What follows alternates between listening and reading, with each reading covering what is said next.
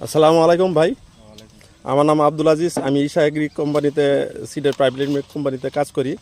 তো কথা হলো কি, এই অঞ্চলের ভিতরে ধরনের ভেন্ডি ক্ষেত ভালো হয়।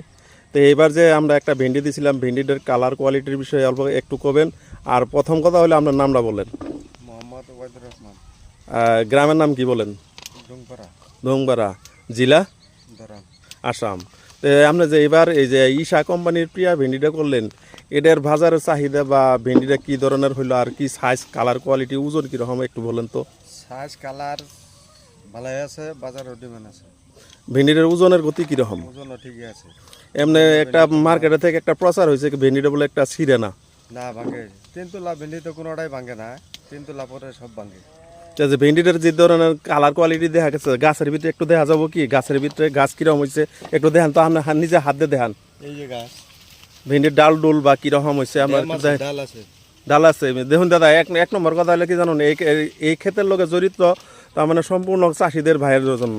তো এর মধ্যে কোনো ধরনের কুটিনাটি, তার মানে মিশা কথার কোনো প্রয়োজন নাই। মিছা কথার দরকারই নেই। আমি আমার তো মিছা কথা কমুকে খেতি দেখলাম আর মিছা কথা কি। তো দেখেন চাষি ভাইরা, আপনার ভেন্ডি কি ধরনের লাগছে এইদিকে দেখে নেন।